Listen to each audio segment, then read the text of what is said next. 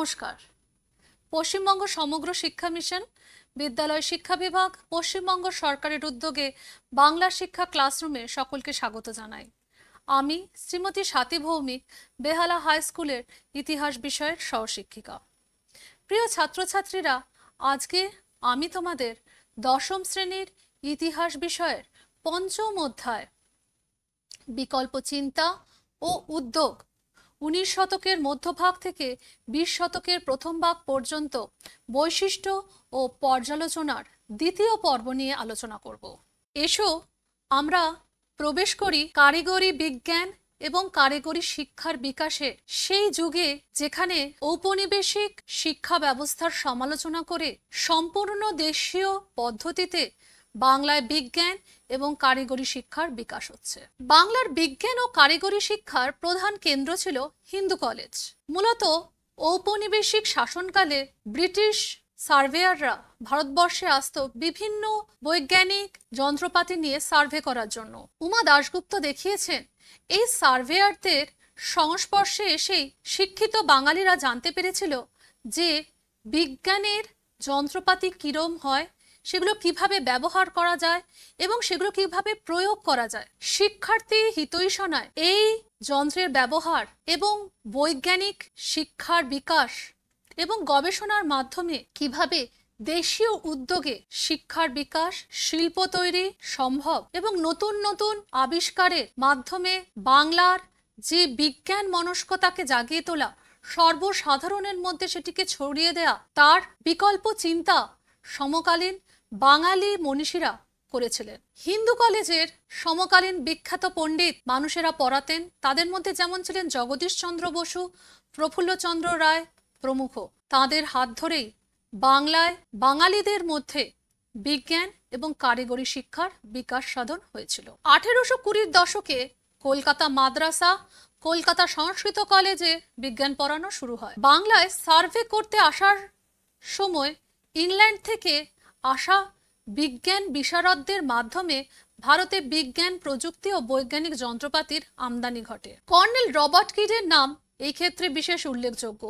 তিনি প্রতিষ্ঠা করেছিলেন হাওড়ার শিবপুরে বোটানিক্যাল গার্ডেন 1787 খ্রিস্টাব্দে।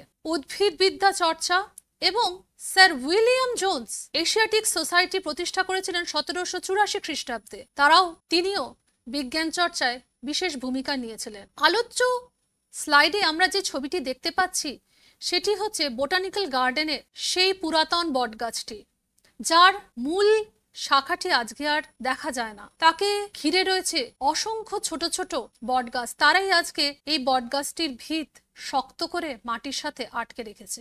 এই বিস্তৃত বটগাছের মতোই বাংলায় বিজ্ঞান এবং কারিগরি শিক্ষার বিকাশ সমগ্র বাংলা ছাড়িয়ে ভারতবর্ষের বিস্তীর্ণ প্রান্তরে ছড়িয়ে পড়েছিল। ভবিষ্যতে আমরা দেখতে পাই ইংরেজদের দ্বারা প্রভাবিত হয়েও ভারতীয়রা সম্পূর্ণ দেশীয় উদ্যোগে তারা বিজ্ঞান গবেষণায়, কারিগরি শিক্ষার বিকাশে, সর্বোপরি আবিষ্কারের ক্ষেত্রে যুগান্তোপযোগী কর্মকাণ্ডে নিজেদের নিয়োজিত করছে। এছাড়া আমরা দেখতে পাই যে সকল ইংরেজরা ভারতবর্ষে এসেছিল তারা চেয়েছিল শুধুমাত্র চলনসই শিক্ষার ব্যবস্থা করতে, যাতে কেরানি তৈরি সম্ভব হয়, প্রশাসনিক কাজ স্বয়ংসম্পূর্ণ হয়ে ওঠে। তার বাইরে উচ্চশিক্ষার ক্ষেত্রে বিজ্ঞানকে ব্যবহার করতে তাদের কোনো আগ্রহই ছিল না। সেক্ষেত্রে আমরা দেখতে পাই কিভাবে বাঙালিরা তারা স্ব ক্ষেত্রে স্বনামধন্য হয়েও বিজ্ঞান কলেজ প্রতিষ্ঠা করছে, গবেষণাগার তৈরি করছে, তাকে মন্দির হিসেবে পুজো করছে এবং সেখান থেকে বেরিয়ে আসা ছাত্ররা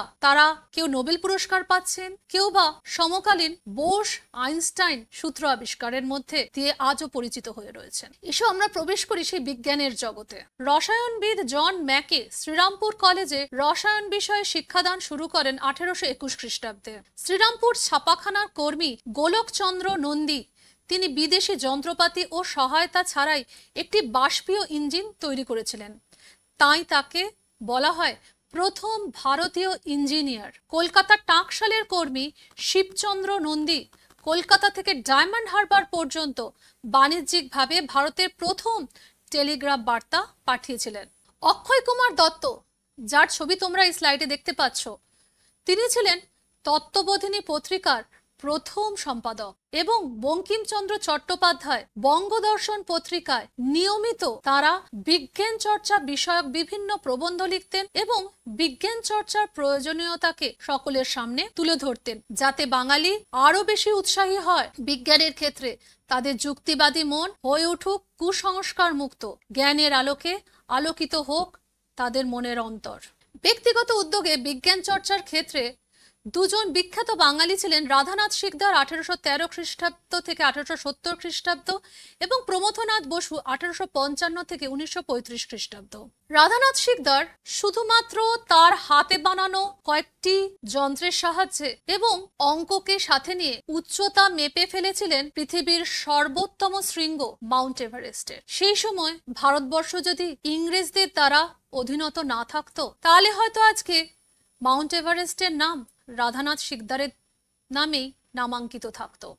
মহেন্দ্রলাল সরকার, তারকনাথ পালিত, রাজেন্দ্রনাথ বন্দ্যোপাধ্যায়, প্রফুল্লচন্দ্র রায়, জগদীশচন্দ্র বসু, শিশির কুমার মিত্র, দেবেন্দ্রমোহন বসু, জ্ঞানচন্দ্র ঘোষ, মেঘনাথ সাহা, সত্যেন বসু প্রমুখ বাংলার বিজ্ঞান চর্চায় গুরুত্বপূর্ণ অবদান রেখেছেন। তোমরা স্লাইডে উপরে যার ছবি দেখছো তিনি রাধানাথ সিকদার, যিনি পৃথিবীর সর্বোচ্চ শৃঙ্গের উচ্চতা নির্ণয় করেছিলেন শুধুমাত্র অঙ্ক কষে, এবং তার নিচে যার ছবি দেখছো তিনি হলেন মেঘনাথ সাহা, বিশিষ্ট বিজ্ঞানী, এবং ভারতবর্ষ স্বাধীন হবার পর এই মেঘনাথ সাহা ছিলেন ভারতের পরিকল্পনা কমিশনের অন্যতম সদস্য। বিজ্ঞান ও কারিগরি বিষয়ে শিক্ষাদানের লক্ষ্যে কয়েকটি গুরুত্বপূর্ণ প্রতিষ্ঠান গড়ে উঠেছিল। সেগুলোর মধ্যে উল্লেখযোগ্য ছিল Indian Association for the cultivation of science, Kolkata বিজ্ঞান কলেজ, বসু বিজ্ঞান মন্দির, জাতীয় শিক্ষা পরিষদ, বেঙ্গল টেকনিক্যাল ইনস্টিটিউট ইত্যাদি। বাংলার বিজ্ঞানের গবেষণার পাশাপাশি কারিগরি শিক্ষারও দ্রুত প্রসার ঘটেছিল। 1856 খ্রিস্টাব্দে কলকাতায় তৈরি হয়েছিল ইঞ্জিনিয়ারিং কলেজ। এছাড়াও association for the advancement of scientific and industrial education 1904 খ্রিস্টাব্দে, যাদবপুর ইঞ্জিনিয়ারিং কলেজ 1906 খ্রিস্টাব্দে প্রভৃতি প্রতিষ্ঠিত হয়। বাংলায় কারিগরি শিক্ষার বিকাশের ক্ষেত্রে জাতীয় শিক্ষা পরিষদ, যেটি 1906 সালে প্রতিষ্ঠিত হয়েছিল, এবং বেঙ্গল টেকনিক্যাল ইনস্টিটিউটের ভূমিকা ছিল উল্লেখযোগ্য। Indian Association for the Cultivation of Science IACS, doctor Mahendralal Sarkar, যিনি ছিলেন জাতীয় বিজ্ঞান চর্চার জনক। তার জন্ম 1833 খ্রিস্টাব্দে এবং মৃত্যু 1904 খ্রিস্টাব্দে। তিনি ছিলেন বিশিষ্ট একজন allopathy doctor. Kolkata medical college থেকে তিনি MD পাশ করেন, কিন্তু পরবর্তী সময় তিনি হোমিওপ্যাথি চিকিৎসক হিসেবে সুবিখ্যাত হন। তিনি ছিলেন একজন বিজ্ঞানের পূজারী।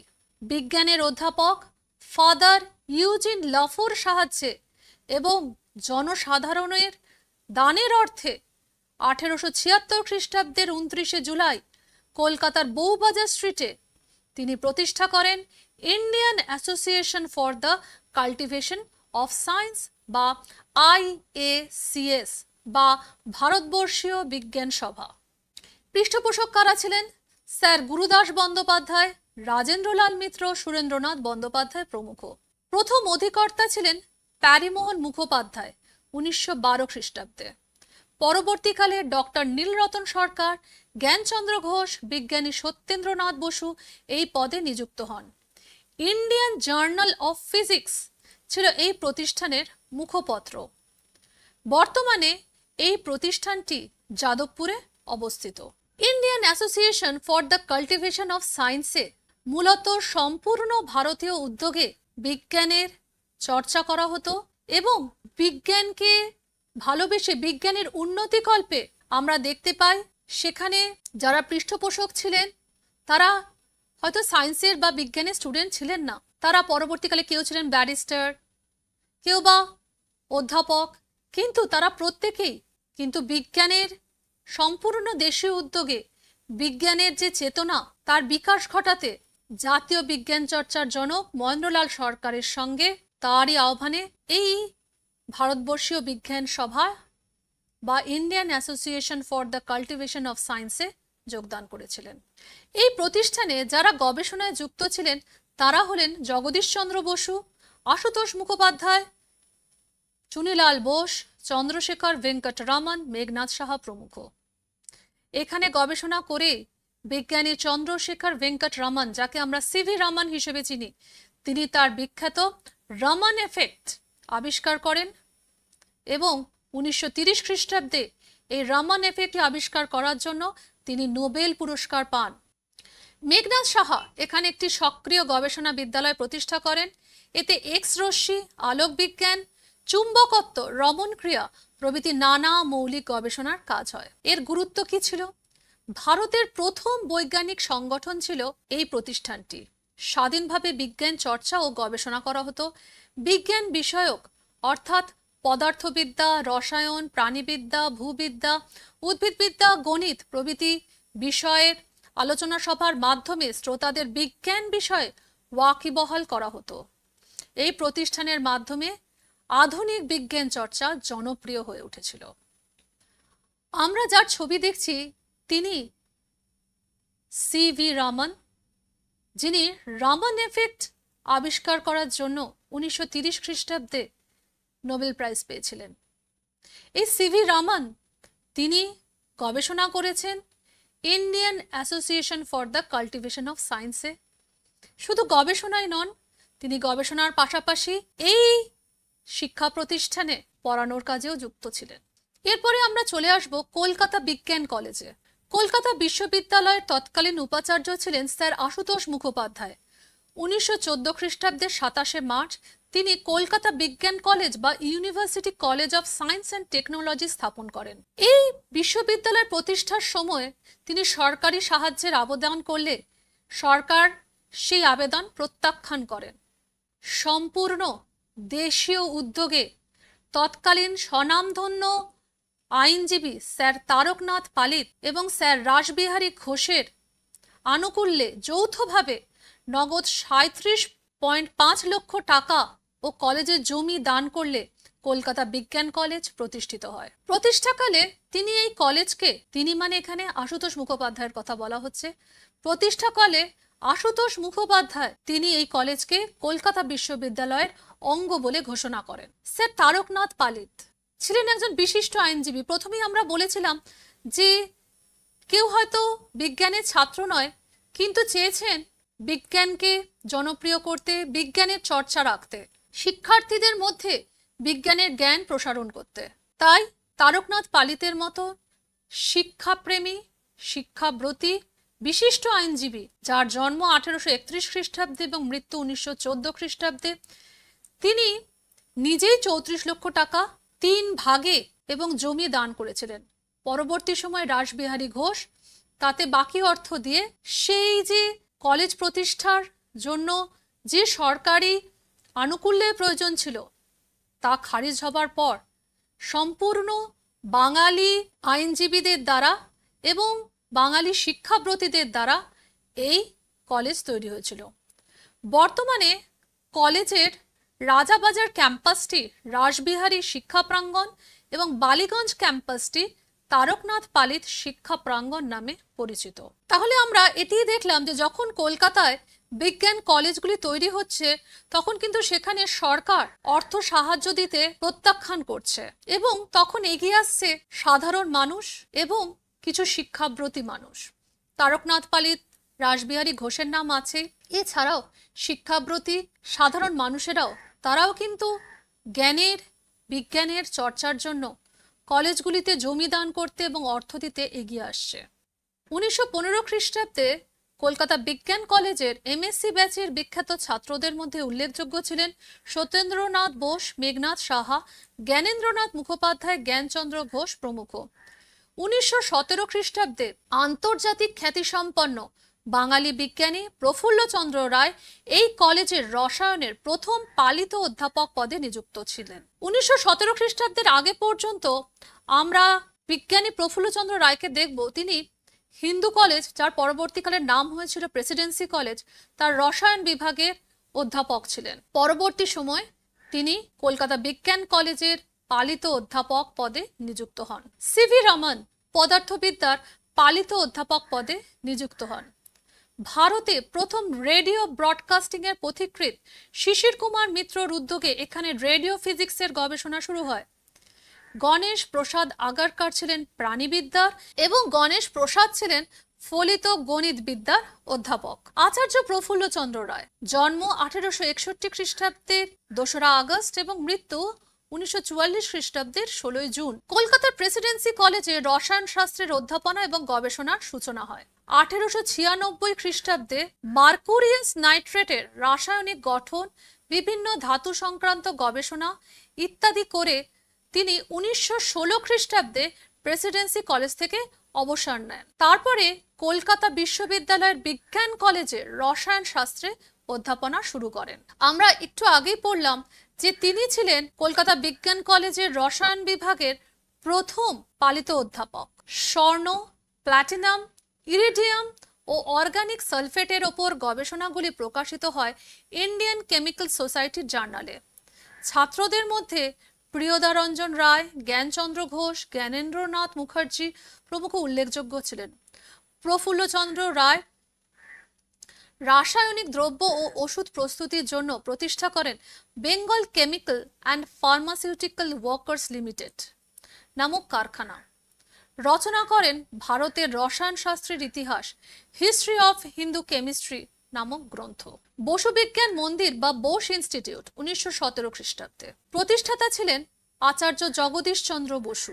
1885 খ্রিস্টাব্দে প্রেসিডেন্সি কলেজে পদার্থবিদ্যার অধ্যাপক রূপে যোগদান করেন।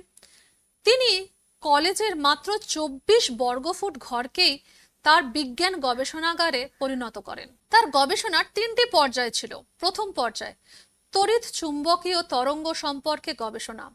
রেডিও আবিষ্কারে তার অবদান বর্তমানে আন্তর্জাতিক স্বীকৃতি লাভ করেছে। সমকালীন সময়ে যখন তিনি রেডিও আবিষ্কার করেছিলেন, যেহেতু ভারতবর্ষ তখন পরাধীন ছিল, ফলে আন্তর্জাতিক ক্ষেত্রে তার আবিষ্কারের নমুনা প্রদর্শন করার অনুমতি ব্রিটিশ সরকার তাকে দেয়নি। ফলে ইটালীয় বিজ্ঞানী মার্কনি রেডিও আবিষ্কারের সাফল্য পেলেও জগদীশচন্দ্র বসুকে কিন্তু হাত খালি করেই এতদিন পর্যন্ত অপেক্ষা করতে হয়েছে আন্তর্জাতিক স্বীকৃতি লাভের জন্য। আজ তাকে মরণোত্তর আন্তর্জাতিক স্বীকৃতি দান করা হয়েছে। তার গবেষণার দ্বিতীয় পর্যায়ে ছিল জীবনের উৎপত্তি সংক্রান্ত গবেষণা এবং তৃতীয় পর্যায়ে ছিল উদ্ভিদ ও প্রাণী সংক্রান্ত গবেষণা। উদ্ভিদের স্নায়বিক ক্রিয়াকলাপ ও বৃদ্ধি মাপার জন্য তিনি আবিষ্কার করেন ক্রেস্কোগ্রাফ যন্ত্রের। তোমরা ছবিতে দেখতে পাচ্ছ আচার্য জগদীশ চন্দ্রের ছবির পাশেই রয়েছে ওই ক্রেস্কোগ্রাফ যন্ত্রটি। মাতৃভাষায় বিজ্ঞান চর্চার উপর বিশেষ গুরুত্ব দেন। পদার্থবিজ্ঞান, রসায়নবিদ্যা, মাইক্রোবায়োলজি, বায়োকেমিস্ট্রি, বায়োফিজিক্স, পরিবেশ বিজ্ঞান, উদ্ভিদবিদ্যা প্রভৃতি বিষয়ে গবেষণার ব্যবস্থা করেন এবং গবেষণাগুলি প্রকাশের জন্য তিনি পত্রিকা প্রকাশের ব্যবস্থা করেন। বাংলা ভাষায় জগদীশ চন্দ্র বসুর লেখা অব্যক্ত একটি উল্লেখযোগ্য বিজ্ঞান বিষয়ক গ্রন্থ। জগদীশ চন্দ্র বসু যখন প্রেসিডেন্সি কলেজে পদার্থবিদ্যার অধ্যাপক ছিলেন, তখন সমকালীন অধ্যক্ষের সঙ্গে তার মনোমালিন্য হয় এবং তিনি কলেজের অধ্যাপক পদ থেকে নিজেকে সরিয়ে নেন এবং চিন্তা ভাবনা করেন স্বাধীনভাবে গবেষণাগার তৈরির মাধ্যমে কিভাবে বিজ্ঞান শিক্ষা করা যায়। এই পরিস্থিতিতে জগদীশ চন্দ্রের পাশে যাঁরা দাঁড়িয়েছিলেন তাদের মধ্যে অন্যতম ছিলেন রবীন্দ্রনাথ ঠাকুর এবং ভগিনী নিবেদিতা। প্রায় 11 লক্ষ টাকা ব্যয় করে বোস ইনস্টিটিউট বা বসু বিজ্ঞান মন্দির প্রতিষ্ঠিত হয় 1917 খ্রিস্টাব্দে। এই বসু বিজ্ঞান মন্দিরকে জগদীশ চন্দ্র বসু তিনি মন্দির বলেছেন। অর্থাৎ এই যে বিজ্ঞান গবেষণাগার, এটি শুধু গবেষণাগার হিসেবেই নয়, এটি হচ্ছে মন্দির যেখানে বিজ্ঞানের পুজো করা হবে, যেখানে ঈশ্বর একজনই, তিনি হচ্ছেন বিজ্ঞান। এবং এই গবেষণাগারে প্রাথমিক পর্বে পদার্থবিজ্ঞান, রসায়নবিদ্যা, মাইক্রোবায়োলজি প্রভৃতি পড়ানোর ব্যবস্থা থাকলেও পরবর্তীকালে বায়োকেমিস্ট্রি, বায়োফিজিক্স, উদ্ভিদবিদ্যা সম্পর্কে নতুন নতুন গবেষণাগার তৈরি করা হয়। জগদীশ চন্দ্র বসু সম্পূর্ণভাবে তার নিজস্ব উদ্যোগে এই বসু বিজ্ঞান মন্দির তৈরি করেন এবং বাংলা ভাষায় সাধারণ মানুষকে বিজ্ঞান চর্চায় কিভাবে যুক্ত করা যায় তার জন্য মাতৃভাষায় বিজ্ঞান চর্চার উপর গুরুত্ব দিয়েছিলেন।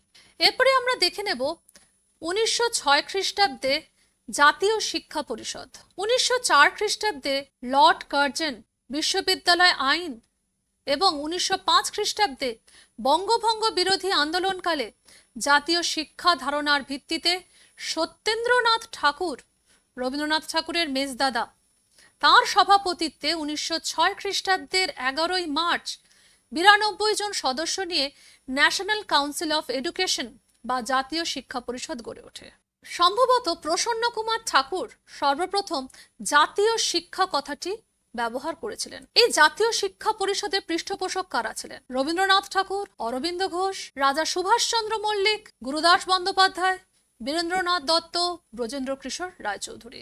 ঔপনিবেশিক শিক্ষা তো ছিলই, তারপরেও কেন জাতীয় শিক্ষা পরিষদের প্রয়োজন পড়ল? কারণ ঔপনিবেশিক শিক্ষানীতি মূল লক্ষ্যই ছিল শুধুমাত্র প্রশাসনিক ক্ষেত্রে কেরানি তৈরি করা, যারা শুধুমাত্র মাতৃভাষা থেকেও ইংরেজি কিছুটা শিখবে এবং এই শিক্ষিত শ্রেণী তারাই পরবর্তীকালে কেরানি হিসেবে নিজেদের প্রতিষ্ঠা করবে। কিন্তু এই শিক্ষা নীতি সমকালীন দেশে যে শিক্ষা অর্থাৎ বিজ্ঞান কেন্দ্রিক মাতৃভাষায় চর্চা শিক্ষার প্রয়োজনীয়তা দেখা দিয়েছিল সেই সম্পর্কে উদাসীন ছিল। তাই দেশের প্রয়োজনেই বিকল্প শিক্ষা এবং উদ্যোগের প্রয়োজন পড়েছিল। কারিগরি শিক্ষণের দাবি জানানো হয়েছিল জাতীয় শিক্ষা পরিষদের পক্ষ থেকে। তারা চেয়েছিলেন মাতৃভাষার মাধ্যমে শিক্ষার প্রসার হোক এবং ঔপনিবেশিক শিক্ষানীতি যেখানে তারা শুধুমাত্র একজন কেরানি তৈরির জন্য শিক্ষার্থী তৈরি করছে, তার বিকল্প শিক্ষা ব্যবস্থা গড়ে তোলা, যে শিক্ষা ব্যবস্থার মধ্যে মনের, জ্ঞানের এবং সর্বোপরি বিজ্ঞান চর্চার যোগসাধন গড়ে উঠবে। এই শিক্ষা ব্যবস্থার দুটি দিক ছিল, একটি ছিল সাধারণ বিজ্ঞান এবং কলাবিদ্যা শিক্ষার ব্যবস্থা করা, অপরটি ছিল কারিগরি শিক্ষার ব্যবস্থা করা। সাধারণ বিজ্ঞান এবং কলাবিদ্যা, সাধারণ বিজ্ঞানের মধ্যে যেমন রয়েছে রসায়ন, উদ্ভিদবিদ্যা, ভৌতবিজ্ঞান প্রমুখ, তেমনি কলাবিদ্যা শিক্ষার ব্যবস্থা করা। কলাবিদ্যার মধ্যে রয়েছে শুধুমাত্র যে বিজ্ঞান নিয়ে পড়াশোনা করতে হবে তা নয়, তার সাথে সাথে আমরা ভূবিদ্যা, ইতিহাস, ভূগোল, দর্শন প্রভৃতি সম্পর্কেও জানব। এর পাশাপাশি কারিগরি শিক্ষার বিকাশ ঘটানো। কারিগরি শিক্ষা কি কাজে লাগবে? না শুধুমাত্র যে আমি বিজ্ঞান বিষয় সম্পর্কে জানবো তাই নয়, তার পাশাপাশি টেলারিং শেখা এবং বিভিন্ন বিষয় জ্ঞান অর্জন করে সেটাকে ব্যবহারিক প্রয়োগ করে রসাচ্ছাদনের ব্যবস্থা করা, সেই বিষয়েও কিন্তু জাতীয় শিক্ষা পরিষদ চিন্তা করেছিল। কার্যাবলী: ন্যাশনাল কলেজ প্রতিষ্ঠা। জাতীয় শিক্ষা পরিষদ বউবাজারে Bengal National School and College প্রতিষ্ঠা করেছিল। এর প্রথম অধ্যক্ষ ছিলেন জাতীয়তাবাদের চরমপন্থী নেতা শ্রী অরবিন্দ ঘোষ। রাধাকুমুদ মুখোপাধ্যায়, বিনয় কুমার সরকার, সখারাম গণেশ দেউস্কর, ধর্মানন্দ কৌশাম্বী এখানে শিক্ষাদান করেছেন। স্কুল তৈরি হচ্ছে। জাতীয় শিক্ষা পরিষদের অধীনে দেশের বিভিন্ন স্থানে রংপুর, ঢাকা, দিনাজপুর, ময়মনসিংহ, কুমিল্লা প্রভৃতি জায়গায় জাতীয় বিদ্যালয় গড়ে উঠছে। বিভিন্ন ধনবান ব্যক্তির আর্থিক সহায়তায় জাতীয় বিশ্ববিদ্যালয় প্রতিষ্ঠার কথা বলা হয়। এই বিশ্ববিদ্যালয়ের সভাপতি নিযুক্ত হন শ্রী রাসবিহারী ঘোষ। কিন্তু এত উদ্যোগ সত্ত্বেও শেষ পর্যন্ত জাতীয় শিক্ষা পরিষদ ব্যর্থ হচ্ছে। এর কারণ কি ছিল? জাতীয় শিক্ষা পরিষদ ভারতের প্রথম জাতীয় শিক্ষানীতি বাস্তবায়নের একটা চেষ্টা করলেও শেষ পর্যন্ত ব্যর্থ হচ্ছে। কারণ যেহেতু সরকারি আনুকূল্যে নয়, সম্পূর্ণ বেসরকারি উদ্যোগে ধনবান ব্যক্তি এবং জনগণের সদিচ্ছায় অর্থের মাধ্যমে এই বেসরকারি প্রতিষ্ঠানগুলো তৈরি হয়েছিল, সুতরাং শীঘ্রই সেখানে দেখা গেল চরম অর্থ সংকট। এবং যেহেতু সরকারি বিদ্যালয় থেকে এখানে শিক্ষকদের অল্প বেতন দেওয়া হতো, তাই বেতনের স্বল্পতার কারণে শিক্ষকরাও এই প্রতিষ্ঠান ত্যাগ করেন। জাতীয় শিক্ষা পরিষদের স্কুল কলেজগুলো থেকে পাশ করে যে ডিগ্রি এবং সার্টিফিকেট পাওয়া যেত, সরকারি ঔপনিবেশিক শিক্ষা ব্যবস্থায় চাকরিতে সেই ডিগ্রি বা সার্টিফিকেটের কোনো গুরুত্বই ছিল না এবং তৎকালীন চরমপন্থী নেতারাও এই পরিষদকে অস্বীকার করেছিল। ফলে যে কারণে এই জাতীয় শিক্ষা পরিষদ গড়ে উঠেছিল, শেষ পর্যন্ত এটি ব্যর্থতায় পর্যবেসিত হয়েছিল। কিছু মানুষের সদিচ্ছায়, অর্থের ওপর নির্ভর করে এই শিক্ষা ব্যবস্থা গড়ে উঠলেও শুধুমাত্র সরকারি আনুকূল্য না পাওয়া, বেতনের স্বল্পতা এবং পরবর্তী সময়ে পাঠ্যপুস্তকেরও অপ্রতুলতা দেখা দেয়, চাকরির বাজারে ডিগ্রি সার্টিফিকেটের কোনো গুরুত্ব না থাকায় এই জাতীয় শিক্ষা পরিষদ ব্যর্থ হয়েছিল। বাংলায় কারিগরি শিক্ষার বিকাশ 1850-এর দশকে সরকারের পূর্ত বিভাগ বা পিডব্লিউডি প্রতিষ্ঠিত হয়েছিল কলকাতায়, এবং 1851 খ্রিস্টাব্দে কলকাতায় টেলিগ্রাফের প্রবর্তন হয়েছিল। রেলপথের প্রবর্তন হয়েছিল 1853 খ্রিস্টাব্দে। টেলিগ্রাফ এবং রেলপথের প্রবর্তন ভারতবর্ষের ইতিহাসে একটি যুগান্তকারী ঘটনা। লর্ড ডালহৌসির সময় টেলিগ্রাফ এবং রেলপথের প্রবর্তন হয়েছিল। কলকাতার সদর দপ্তরে বসে লর্ড ডালহৌসি টেলিগ্রাফের মাধ্যমে খবর পেয়েছিলেন ইঙ্গো বার্মা যুদ্ধে ইংরেজদের জয়লাভের। তাহলে প্রযুক্তি বিজ্ঞান কতটা এগিয়ে থাকলে সেই বিজ্ঞানকে কাজে লাগিয়ে আজ ঘরে বসে পৃথিবীকে একটি 10 ইঞ্চি স্ক্রিনে সহজেই দেখা যায়, তার পথিকৃৎ বোধহয় ছিলেন সমকালীন যুগের ঔপনিবেশিক শাসকদের পাশাপাশি কিছু বাঙালি বিজ্ঞানীরাও। রেলপথের প্রবর্তন এবং টেলিগ্রাফের প্রবর্তন ঔপনিবেশিক শাসকরা তৈরি করেছিলেন সম্পূর্ণ নিজেদের স্বার্থে, সাম্রাজ্যবাদী শাসন বিস্তারের লক্ষ্যে। কিন্তু পরবর্তী সময় প্রয়োজন দেখা দেয় বিজ্ঞান এবং প্রযুক্তি বিষয়ে জ্ঞান সম্পন্ন কর্মচারীর। 1856 খ্রিস্টাব্দে পূর্ত বিভাগের উদ্যোগে কলকাতায় সিভিল ইঞ্জিনিয়ারিং কলেজ প্রতিষ্ঠা হয়। হাওড়ার শিবপুরে স্থানান্তরিত হয়ে এর নাম হয় শিবপুর প্রযুক্তি কলেজ। 1921 খ্রিস্টাব্দে এটি বেঙ্গল ইঞ্জিনিয়ারিং কলেজ নামে পরিচিত হয়। সরকার কারিগরি ও শিল্প বিদ্যালয় প্রতিষ্ঠায় আগ্রহী থাকলেও উচ্চতর কারিগরি শিক্ষায় তারা আগ্রহী ছিল না। বিশ্ববিদ্যালয় কমিশনের রিপোর্টের বিরুদ্ধে প্রতিক্রিয়া স্বরূপ 1902 খ্রিস্টাব্দে সতীশচন্দ্র মুখোপাধ্যায় ছাত্রদের কারিগরি ও ব্যবহারিক শিক্ষা দান করার উদ্দেশ্যে ডন সোসাইটি প্রতিষ্ঠা করেন। এই ডন সোসাইটি থেকে শুধুমাত্র বিজ্ঞান শিক্ষা দেওয়ার জন্য তিনি ডন পত্রিকাও প্রকাশ করেছিলেন। এর পাশাপাশি আমরা দেখতে পাই যে সমকালীন বাংলায় সেই সময় নবগোপাল মিত্রের হাত ধরে হিন্দু মেলা প্রদর্শিত হতো। এই হিন্দু মেলায় আমরা রবীন্দ্রনাথকেও পাই, যিনি সেই মেলাতে নিয়মিত তার লেখা কবিতা পাঠ করতেন। এছাড়াও ওই সময় হিন্দু মেলা প্রতিষ্ঠা এবং তার যে কাজকর্ম ছিল সেগুলো শিক্ষিত বাঙালির চিন্তা ভাবনায় প্রযুক্তিবিদ্যার ধারণা তৈরি করেছিল। সম্ভাবনাময় কারিগর এবং বিজ্ঞানীদের তৈরি বিভিন্ন শিল্প সামগ্রী এবং বৈজ্ঞানিক যন্ত্রপাতি এই মেলায় প্রদর্শিত হতো। ফলে শিক্ষার্থীদের মধ্যে বা হিন্দু মেলায় যারা যেতেন সেই দর্শনার্থীদের মধ্যে বিজ্ঞান সম্পর্কে একটা আগ্রহ তৈরি হয়েছিল। এই যে হিন্দু মেলা, এর প্রধান পৃষ্ঠপোষক ছিলেন রাজনারায়ণ বসু, ভোলানাথ চন্দ্র প্রমুখ। রাজেন্দ্রলাল মিত্র 1860-এর দশকে কারিগরি শিক্ষা প্রতিষ্ঠান স্থাপন করেন, নতুন শিক্ষার্থীদের প্রযুক্তিবিদ্যায় পারদর্শী করেন এবং জীবিকা অর্জনের ব্যবস্থা করাই ছিল এই প্রতিষ্ঠানের লক্ষ্য। অর্থাৎ তিনি বুঝেছিলেন যে শুধুমাত্র গবেষণা করে বা ডিগ্রি সার্টিফিকেট নিয়ে ঔপনিবেশিক শাসন ব্যবস্থায় চাকরি পাওয়া সম্ভব নয়। তাই প্রযুক্তিবিদ্যায় পারদর্শী করার উদ্দেশ্যে এবং সর্বোপরি তারা নিজেদের জীবিকা অর্জনের জন্য যাতে নিজেরাই ব্যবস্থা করতে পারে তার জন্য রাজেন্দ্রলাল মিত্র কারিগরি শিক্ষা প্রতিষ্ঠান স্থাপন করেছিলেন। বেঙ্গল টেকনিক্যাল ইনস্টিটিউট 1906 খ্রিস্টাব্দ 25শে জুলাই। জাতীয় শিক্ষা পরিষদের অন্যতম সদস্য তারকনাথ পালিত। তারকনাথ পালিতের নাম যতবারই আমরা বিজ্ঞান বিষয় নিয়ে আলোচনা করব ততবারই আসবে। তার মতো বিদ্যোৎসাহী এবং ব্যারিস্টার যিনি বিজ্ঞানের গবেষণা ক্ষেত্রে অর্থ দিয়ে, জমি দিয়ে সম্পূর্ণ দেশীয় উদ্যোগে বাংলাকে তার বিজ্ঞানের গবেষণায় যাতে ছাত্র শিক্ষক প্রত্যেকে অংশগ্রহণ করতে পারে এবং গবেষণার দ্বারা নিজেদের জাতিকে বিশ্বের সামনে উন্মুক্ত করতে পারে তার জন্য গুরুত্বপূর্ণ ভূমিকা নিয়েছিলেন এই শিক্ষাব্রতী মানুষটি তারকনাথ পালিত। মূলত তারই উদ্যোগে গঠিত হয় society for promotion of technical education in Bengal, SPTE। কলকাতার আপার সার্কুলার রোডে এই সোসাইটির উদ্যোগে প্রতিষ্ঠিত হয় বেঙ্গল টেকনিক্যাল ইনস্টিটিউট বা বিটিআই। এর প্রথম অধ্যক্ষ ছিলেন প্রমথনাথ বসু এবং প্রথম সভাপতি ছিলেন রাসবিহারী ঘোষ। উদ্দেশ্য কি ছিল? বাংলায় কারিগরি শিক্ষা বিকাশ সাধন, এটি ছিল বেঙ্গল টেকনিক্যাল ইনস্টিটিউটের প্রধান উদ্দেশ্য। 3 বছরের ইন্টারমিডিয়েট এবং 4 বছরের সেকেন্ডারি বা মাধ্যমিক শিক্ষা পদ্ধতি এখানে চালু করা হয়। ইন্টারমিডিয়েটে ছাত্রদের পড়ানো হতো পদার্থবিদ্যা, রসায়ন, গণিত এবং ইংরেজির পাশাপাশি ফিটিং, ডাইং বা রঞ্জন কার্য, ছুতোরের কাজ, সাবান তৈরি ও ট্যানিং এর কাজ ইত্যাদি শিখতে হতো।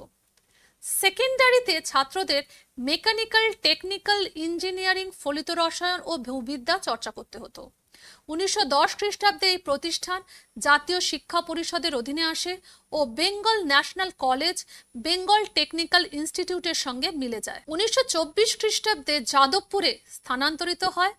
1928 খ্রিস্টাব্দে এর নাম হয় college of engineering and technology, CET. ছাত্রছাত্রী দ্বারা প্রকাশিত জার্নাল ছিল টেক। ভারতের স্বাধীনতা লাভের পরবর্তীকালে 1955 খ্রিস্টাব্দে এটি যাদবপুর বিশ্ববিদ্যালয়ে পরিণত হয়। ঔপনিবেশিক শিক্ষা ধারণার সমালোচনা। প্রথম থেকে আলোচনা করছিলাম যে ঔপনিবেশিক যে শিক্ষা ব্যবস্থা সেটি মূলত ছিল প্রশাসনিক ক্ষেত্রে কেরানি তৈরি করা।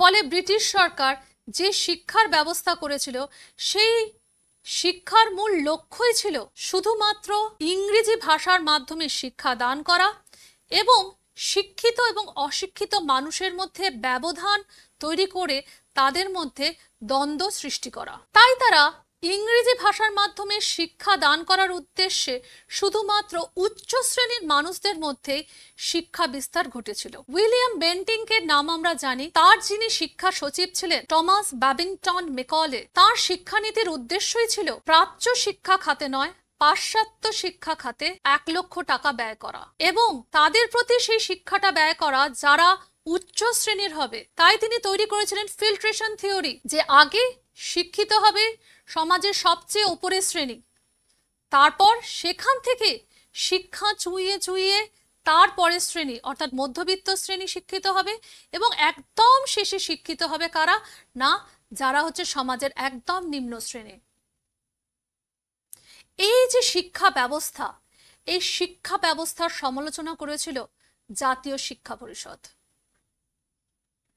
তারা উচ্চ শিক্ষায় ভারতীয়দের নিয়োগের জন্য জাতীয় শিক্ষানীতি ঘোষণা করেছিল। মুসলিম এবং নারী সমাজের মধ্যে শিক্ষার প্রসার ঘটানো হয়নি। প্রাথমিক শিক্ষা ছিল অবহেলিত। যতই আমরা দেখতে পাই যে পরবর্তী সময় চার্লস উড তিনি প্রাথমিক শিক্ষার উপর গুরুত্ব দিচ্ছেন, কিন্তু প্রাথমিক শিক্ষা প্রথম থেকেই ছিল অবহেলিত এবং যেহেতু প্রাথমিক শিক্ষা হচ্ছে ভিত গড়ার সময়, সেই ভিত যদি দুর্বল হয় বাড়ি তো ভেঙে পড়বেই। সুতরাং প্রাথমিক শিক্ষা না দিয়ে কাউকে ইংরেজি শিক্ষায় শিক্ষিত করলে সেই শিক্ষার বিস্তার কিন্তু বহুদূর হয় না। ফলে কর্মসংস্থানের ক্ষেত্রে আমরা দেখতে পাই যে একটি ছেলে সে যখন চাকরি খুঁজতে গেছে তখন শুধুমাত্র তার ভিত দুর্বল বলে সে কিন্তু আর কোনো চাকরিতে দক্ষ চাকুরে হিসেবে কিন্তু বা কর্মচারী হিসেবে কিন্তু যোগদান করতে পারেনি। খ্রিস্টান মিশনারিদের শিক্ষা প্রসারের পরিবর্তে ধর্ম প্রচারে বেশি আগ্রহ দেখা দিয়েছিল। তার ফলেও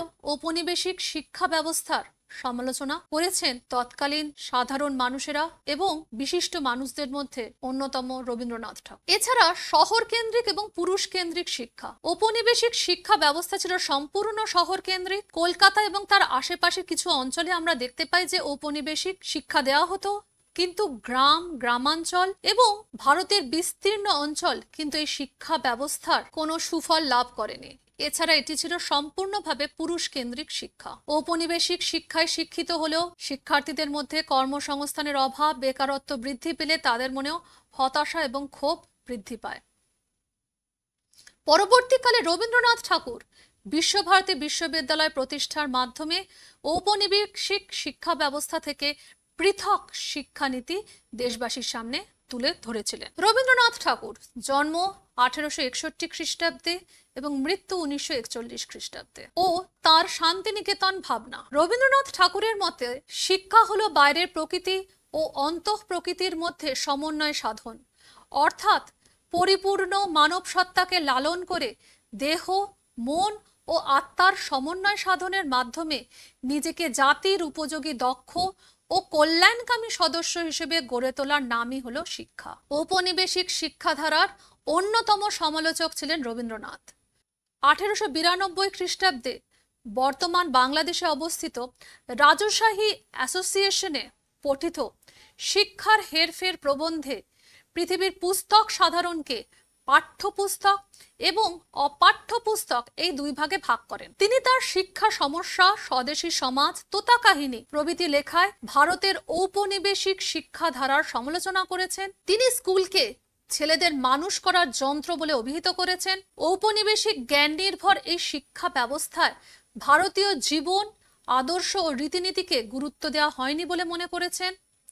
তাই রবীন্দ্রনাথ ঠাকুর ঔপনিবেশিক শিক্ষা ব্যবস্থার এই যে মুখস্থ বিদ্যা কেন্দ্রিক শিক্ষা, তাকে বলেছেন কলের প্রণালী। অর্থাৎ ঔপনিবেশিক শিক্ষা প্রণালী তার মতে কলের প্রণালী, অর্থাৎ যন্ত্র থেকে বেরিয়ে আসা কোনো প্রণালীর সঙ্গে তার তুলনা করেছেন রবীন্দ্রনাথ ঠাকুর। ঔপনিবেশিক শিক্ষানীতি থেকে পৃথক শিক্ষানীতির বিষয়ে পরীক্ষা নিরীক্ষা করার জন্য প্রধান কেন্দ্র হয়ে ওঠে বীরভূম জেলার বোলপুর শহরের নিকটবর্তী ভুবনডাঙ্গা। রবীন্দ্রনাথ ঠাকুরের পিতা মহর্ষি দেবেন্দ্রনাথ ঠাকুর নিভৃতে ধর্মচর্চা করার উদ্দেশ্যে 1861 খ্রিস্টাব্দে একটি আশ্রম প্রতিষ্ঠা করেছিলেন এই ভুবনডাঙ্গায়। রবীন্দ্রনাথ এই স্থানের নতুন নামকরণ করেন শান্তিনিকেতন। 1901 খ্রিস্টাব্দের 12 ডিসেম্বর পুত্র রথীন্দ্রনাথ সহ মাত্র 5 জন ছাত্রকে নিয়ে তিনি এই আবাসিক ব্রহ্মচর্য আশ্রম বা পাঠভবন স্কুলটি প্রতিষ্ঠা করেন। প্রাচীন ভারতের তপবন শিক্ষার আদর্শের ভিত্তিতে এটি প্রতিষ্ঠিত হয়। তার মতে শিক্ষক এবং শিক্ষার্থীর সম্পর্ক হবে পারস্পরিক শ্রদ্ধার। তার ভাষায়, শ্রদ্ধার সঙ্গে দান করলেই শ্রদ্ধার সঙ্গে গ্রহণ করা যায়। যেখানে শ্রদ্ধার সম্পর্ক নেই সেখানে আদান প্রদানের সম্পর্ক কলুষিত হয়ে ওঠে। শিল্পকলা সমৃদ্ধ কলা ভবনটি 1909 সালে স্থাপিত হয়। রবীন্দ্রনাথ ঠাকুরের আহ্বানে সাড়া দিয়ে এই বিদ্যালয়ে যোগ দেন পণ্ডিত শিবধন বিদ্যারণব, সুবোধচন্দ্র মজুমদার, ব্রহ্মবান্ধব উপাধ্যায়, সতীশচন্দ্র রায়, মোহিতচন্দ্র সেন, অজিত কুমার চক্রবর্তী, C.F. অ্যান্ড্রুজ প্রমুখ। প্রধান শিক্ষক রূপে যোগ দেন মনোরঞ্জন মজুমদার। এই বিদ্যালয়ে একই সঙ্গে প্রকৃতি নির্ভর ব্যক্তি ও সমষ্টির শিক্ষা এবং সাংস্কৃতিক শিক্ষা দেওয়া হতো। রবীন্দ্রনাথ তার এই যে ব্রহ্মচর্য আশ্রম বা পাঠভবন স্কুলটি তৈরি করেছিলেন, সেটিতে তিনি চেষ্টা করেছিলেন গুরুকুল ব্যবস্থা, অর্থাৎ প্রাচীন ভারতে যে তপবন শিক্ষার আদর্শ ছিল সেই গুরুকুল ব্যবস্থা, অর্থাৎ গুরু হবেন এখানে শিক্ষক এবং শিক্ষার্থী হবেন শিষ্য।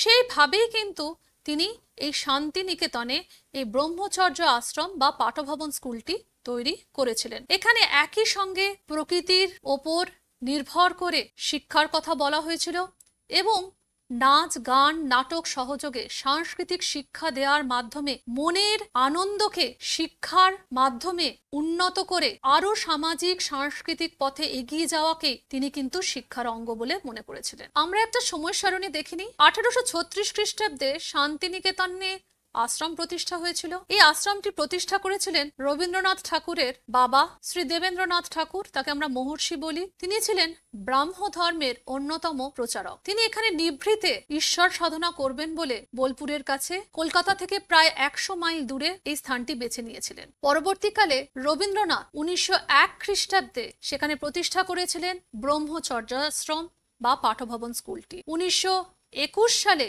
সেখানে প্রতিষ্ঠিত হয় বিশ্বভারতী। এই বিশ্বভারতীর উদ্ঘাটন হয়েছিল 1921 খ্রিস্টাব্দে এবং 1951 খ্রিস্টাব্দে বিশ্বভারতী বিশ্ববিদ্যালয় হিসেবে প্রতিষ্ঠা লাভ করে এবং কেন্দ্রীয় বিশ্ববিদ্যালয়ের অংশ হয়ে ওঠে।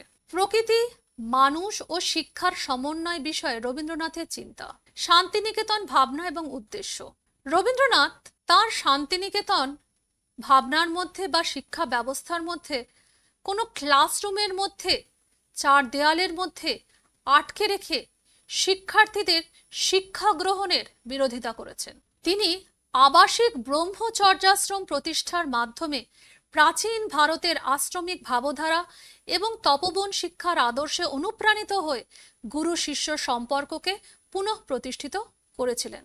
তার অন্যতম উদ্দেশ্যই ছিল প্রকৃতি, মানুষ ও শিক্ষার মধ্যে একটা সম্পর্ক প্রতিষ্ঠা করা, শিক্ষার্থীদের শরীর ও মনের বিকাশ ঘটানো। তার ফলেই তো এক নতুন শিক্ষা ব্যবস্থা প্রতিষ্ঠিত হবে। সমকালীন সময় ঔপনিবেশিক শিক্ষা ব্যবস্থার বিরোধিতা করার পাশাপাশি রবীন্দ্রনাথ মহীশূর, পাটনা, ওসমানিয়া প্রমুখ বিশ্ববিদ্যালয়গুলি যখন ঘুরে দেখতে যান, সেখানে তিনি দেখেন যে সেগুলো পুনঃপ্রতিষ্ঠিত হয়েছে সম্পূর্ণ ইউরোপীয় ধাঁচে। সেই শিক্ষা ব্যবস্থা রবীন্দ্রনাথের পছন্দ হয়নি। তিনি চেয়েছিলেন নিজের মতো করে প্রকৃতি, মানুষ এবং শিক্ষার মধ্যে একটা সমন্বয় সাধন। তাই শান্তিনিকেতনে আমরা দেখতে পাই, তোমরা আলোচ্য ছবিটায় দেখতে পাচ্ছ যে সেখানে শিক্ষক একটি গাছের নিচে দাঁড়িয়ে পড়াচ্ছেন এবং সেখানে ছাত্রছাত্রীরা তারা ক্লাসরুম হিসেবে বেছে নিচ্ছে উন্মুক্ত প্রান্তর, গাছের ছায়া, এবং সেখানেই তারা মাটিতে বসে শিক্ষকের পড়া শুনছেন। আগেকার দিনে তপবনে ঋষিরা এরমভাবেই শিষ্যদের গুরুকুল আশ্রম প্রতিষ্ঠার মাধ্যমে শিক্ষাদান করতেন। এইখানে রবীন্দ্রনাথ তার শিক্ষা ব্যবস্থায় 3টে নীতি প্রয়োগ করেছেন: অবাধ স্বাধীনতা, অবাধ চলাফেরা এবং খেলাধুলা। শান্তিনিকেতনে 1925 খ্রিস্টাব্দে পঞ্চবটি প্রতিষ্ঠার মধ্যে দিয়ে বৃক্ষরোপণ উৎসবের সূচনা করেন তিনি। প্রতি বছর রবীন্দ্রনাথের মৃত্যুর পর 22শে শ্রাবণ দিনটি শান্তিনিকেতনে বৃক্ষরোপণ উৎসব হিসেবে পালন করা হয়। সাংস্কৃতিক বিষয়, প্রকৃতি থেকে যেমন আনন্দের মাধ্যমে শিক্ষা নেব, তার পাশাপাশি তিনি নৃত্য, নাটক, সঙ্গীত, অঙ্কন প্রভৃতি উন্নত সাংস্কৃতিক বিষয়কে কেন্দ্র করে পাঠ্যক্রম তৈরির ব্যবস্থা করেন। কারিগরি শিক্ষা প্রবর্তন করেন। রবীন্দ্রনাথের শিক্ষানীতির একটি গুরুত্বপূর্ণ দিক ছিল মানুষের মধ্যে ধর্মীয় বা সাম্প্রদায়িক ভেদাভেদ দূর করা, গ্রামের চাষিদের অনৈতিক শোষণ থেকে মুক্তিদান ও তাদের সন্তানদের শিক্ষাদানের উদ্দেশ্যে প্রাথমিক বিদ্যালয় প্রতিষ্ঠার বিষয়ে তিনি চিন্তাভাবনা করেন। বিশ্বভারতীর উদ্যোগ, মানুষের অভ্যন্তরের মানুষটিকে পরিচর্যা করে খাঁটি মানুষ বানানোর প্রচেষ্টাই শিক্ষা। শিক্ষক ও শিক্ষা প্রতিষ্ঠান সম্পর্কে রবীন্দ্রনাথ ঠাকুরের চিন্তাভাবনা ছিল সুগভীর। তার মতে বিশ্ববিদ্যালয় হলো যাবতীয় জ্ঞান ভাণ্ডারের রক্ষক। সেই জ্ঞানকে সাধনা ও প্রজ্ঞার মাধ্যমে বৃদ্ধি করা এবং তা ভবিষ্যৎ প্রজন্মের কাছে উপস্থিত করার দায়িত্ব বিশ্ববিদ্যালয়ের। মুক্ত চিন্তা সত্যানুসন্ধানের মাধ্যমে রাজনৈতিক, সামাজিক ও সাংস্কৃতিক সমস্যা সম্পর্কে সচেতনতা গড়ে তোলা বিশ্ববিদ্যালয়ের কর্তব্য। ভারতবর্ষে পাশ্চাত্য আদর্শযুক্ত বিশ্ববিদ্যালয়গুলির পরিবর্তে ভারত কেন্দ্রিক এশীয় সংস্কৃতির ওপর ভিত্তি করে 1921 খ্রিস্টাব্দে বীরভূম জেলার শান্তিনিকেতনে বিশ্বভারতী প্রতিষ্ঠিত হয়। কলাবিদ্যার পাশাপাশি এখানে অর্থশাস্ত্র, কৃষিতত্ত্ব, স্বাস্থ্যবিদ্যা, পল্লী উন্নয়ন সহ সমস্ত ব্যবহারিক বিজ্ঞানের পাঠদান শুরু হয়। বিশ্বভারতী প্রতিষ্ঠার উদ্দেশ্য কি ছিল? রবীন্দ্রনাথ চেয়েছিলেন মানুষের মধ্যে মনুষ্যত্বের বিকাশ ঘটানো এবং তাই ঘটাতে গেলে প্রয়োজন শিক্ষা ও বোধের প্রয়োগ ঘটানো। প্রকৃতি, মানুষ এবং শিক্ষার সমন্বয় সাধন করে প্রাচ্য এবং পাশ্চাত্যের মধ্যে ভাবধারা আদান প্রদানের মাধ্যমে বিদ্যা উৎপাদন ছিল তার অন্যতম মূল উদ্দেশ্য। তিনি বিশ্বভারতীকে পরিণত করেন বিশ্ব মানবতার মিলন ক্ষেত্রে। পুনরায় ভারতে জাতি, ধর্ম ও সংস্কৃতির মিশ্রণে বৈচিত্র্যের মধ্যে ঐক্য যাতে গড়ে ওঠে সে বিষয়ে তিনি চিন্তা ভাবনা করেন। তাই বিশ্বভারতীর প্রতিষ্ঠা ছিল এক বিশ্ব আন্দোলন। এবার আমরা দেখে নেব বিশ্বভারতী বিশ্ববিদ্যালয় কি কি বিভাগ রয়েছে। এখানে পাঠভবন হচ্ছে স্কুলটির নাম, যেটা আমরা আগে জানলাম। এছাড়াও আছে শিক্ষা ভবন বা কলেজ সমূহ, বিদ্যা ভবন, গবেষণা কেন্দ্র, রবীন্দ্র ভবন, মিউজিয়াম ও রবীন্দ্র গবেষণা প্রতিষ্ঠান, চীনা ভবন, চীন ভারতীয় প্রতিষ্ঠান, কলা ভবন, ফাইন আর্টস ও ক্রাফট ইনস্টিটিউট, সঙ্গীত ভবন, সঙ্গীত ও নৃত্য স্কুল, হিন্দি ভবন, হিন্দি পাঠ ও গবেষণা কেন্দ্র। বিশ্বভারতী 1951 খ্রিস্টাব্দে কেন্দ্রীয় বিশ্ববিদ্যালয় মর্যাদা লাভ করে ও বিশ্বভারতী বিশ্ববিদ্যালয় উন্নীত হয়। প্রথম আচার্য ভারতের প্রধানমন্ত্রী জওহরলাল নেহেরু এবং প্রথম উপাচার্য রবীন্দ্রনাথ ঠাকুরের পুত্র রথীন্দ্রনাথ ঠাকুর। বিশ্বভারতী বিশ্ববিদ্যালয়ের বর্তমানে দুটি ক্যাম্পাস রয়েছে, একটি শান্তিনিকেতনে, অপরটি শ্রীনিকেতনে। পদাধিকার বলে এই বিশ্ববিদ্যালয় পরিদর্শক ভারতের রাষ্ট্রপতি এবং আচার্য ভারতের প্রধানমন্ত্রী। পরিদর্শকের অনুমোদন সাপেক্ষে এখানকার উপাচার্য নিযুক্ত হন। এই বিশ্ববিদ্যালয় ছাত্রদের মধ্যে উল্লেখযোগ্য ছিলেন সত্যজিৎ রায়, ইন্দিরা গান্ধী, সুচিত্রা মিত্র, অমর্ত্য সেন, মহাশ্বেতা দেবী প্রমুখ।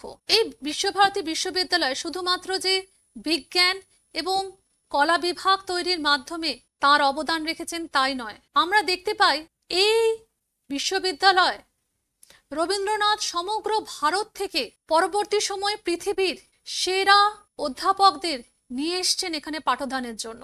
যিনি যে বিষয়ে শ্রেষ্ঠ সেই বিষয়ের অবগত হওয়া সেই মানুষটিকে তিনি এখানে নিয়ে এসেছেন, হয় স্কুলে নয় কলেজগুলোতে তাদের পাঠদানের জন্য শিক্ষার্থীও খুঁজে নিয়ে এসছেন দেশ দেশান্তর থেকে। চীন থেকে যেমন মানুষেরা পড়তে আসছেন, তেমনি জাপান থেকে ওকাকুরার মতো শিক্ষকরাও কিন্তু এই শান্তিনিকেতনে পড়াতে আসছেন। রবীন্দ্রনাথ তাই বিশ্বভারতী যে নামকরণটি করেছিলেন, অর্থাৎ এই যে বৈচিত্র্যের মধ্যে ঐক্য, এখানে সমগ্র যে পাঠ এবং প্রকৃতির মধ্যে থেকে যে পাঠ অনুশীলন করা, ছাত্রছাত্রীদের অবাধ মেলামেশা, খেলাধুলা করা, তার স্বাধীনতা দান করা, সবকিছুর ক্ষেত্রেই তিনি কিন্তু একটা বৈশিষ্ট্য রচনা করেছেন।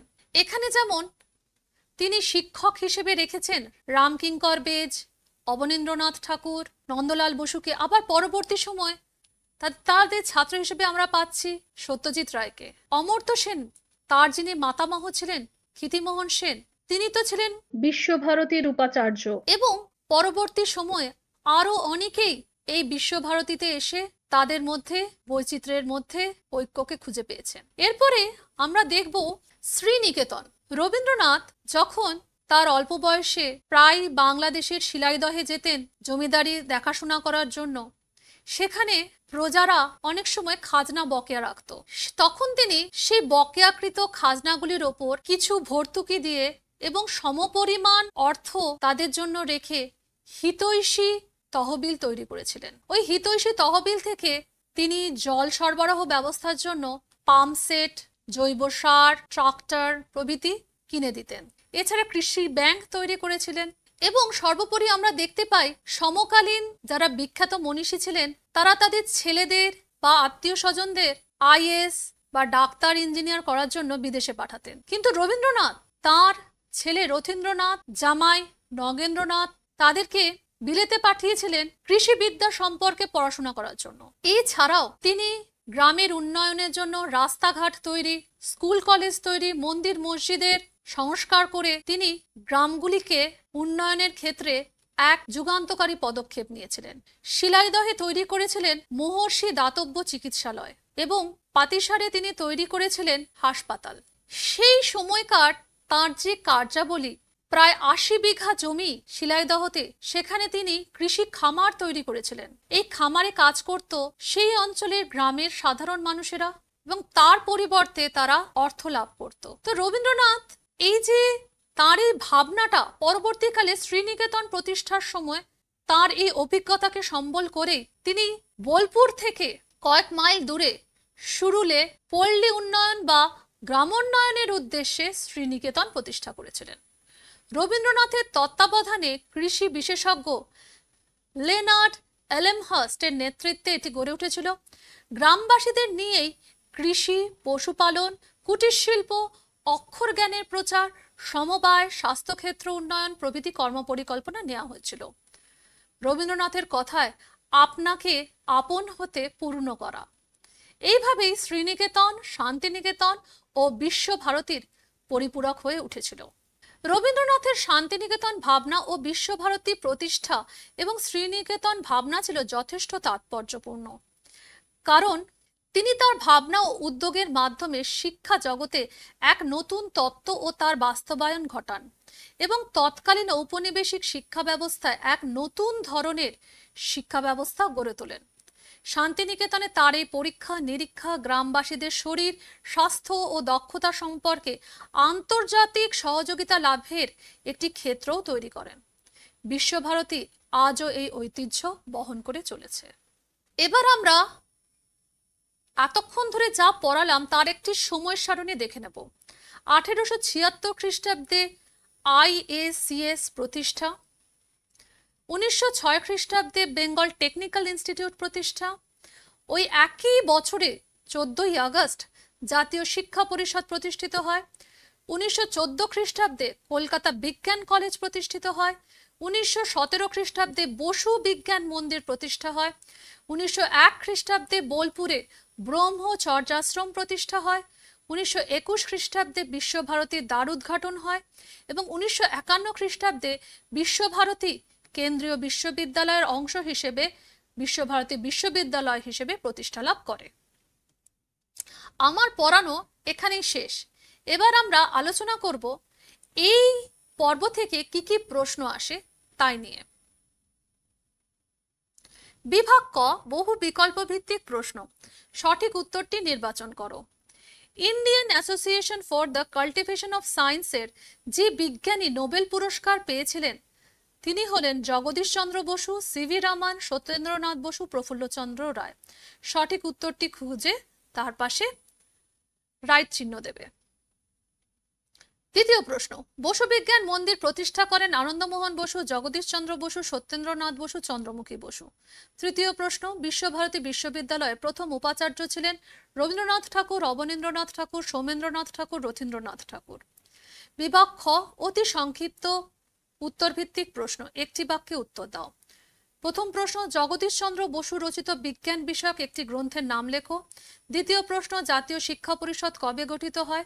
তৃতীয় প্রশ্ন, বিশ্বভারতী কবে কেন্দ্রীয় বিশ্ববিদ্যালয় উন্নীত হয়? চতুর্থ প্রশ্ন, বেঙ্গল কেমিক্যালসের প্রতিষ্ঠাতা কে? সত্য বা মিথ্যা নির্ণয় করো। বসু বিজ্ঞান মন্দির স্থাপিত হয় 1916 খ্রিস্টাব্দে। দ্বিতীয় প্রশ্ন, বেঙ্গল ন্যাশনাল কলেজের প্রথম অধ্যক্ষ ছিলেন রবীন্দ্রনাথ ঠাকুর। তৃতীয় প্রশ্ন, কলকাতা বিশ্ববিদ্যালয়কে ব্যঙ্গ করে বলা হতো গোলদিঘির গোলামখানা। ক স্তম্ভের সঙ্গে খ স্তম্ভ মেলাও। প্রথমে ক স্তম্ভ পড়ে নিচ্ছি। 1 ডক্টর মহেন্দ্রলাল সরকার, 2 জগদীশ চন্দ্র বসু, 3 আশুতোষ মুখোপাধ্যায়, 4 রবীন্দ্রনাথ ঠাকুর। খ স্তম্ভের প্রথমে কয়ে রয়েছে শান্তিনিকেতন ও বিশ্বভারতী, ক্ষয় কলকাতা বিশ্ববিদ্যালয়, গয় বসু বিজ্ঞান মন্দির, ঘ IACS। শূন্যস্থান পূরণ করো। 1 নম্বর প্রশ্ন, ক্রেস্কোগ্রাফ যন্ত্রটি আবিষ্কার করেন ড্যাশ ড্যাশ। দ্বিতীয় প্রশ্ন, ড্যাশ ছিলেন Indian Association for the Cultivation of সায়েন্সের প্রথম অধিকর্তা। এই ড্যাশ বা শূন্যস্থানে সঠিক উত্তরটি তোমরা লিখবে। বিবৃতি ও ব্যাখ্যা। বিবৃতি, রবীন্দ্রনাথ ঠাকুর ঔপনিবেশিক শিক্ষা ব্যবস্থা পছন্দ করতেন না। ব্যাখ্যা 1, এই শিক্ষা ব্যবস্থা ছিল ব্যয় সাপেক্ষ। ব্যাখ্যা 2, এই শিক্ষা ব্যবস্থার মাধ্যম ছিল মাতৃভাষা। ব্যাখ্যা 3, এই শিক্ষা ব্যবস্থা শিক্ষার্থীদের মনের বিকাশ ঘটাতো না। সঠিক উত্তরটি চয়ন করবে। বিভাগ গ, সংক্ষিপ্ত উত্তর ভিত্তিক প্রশ্ন। অনধিক 3টি বাক্যে উত্তর লিখবে।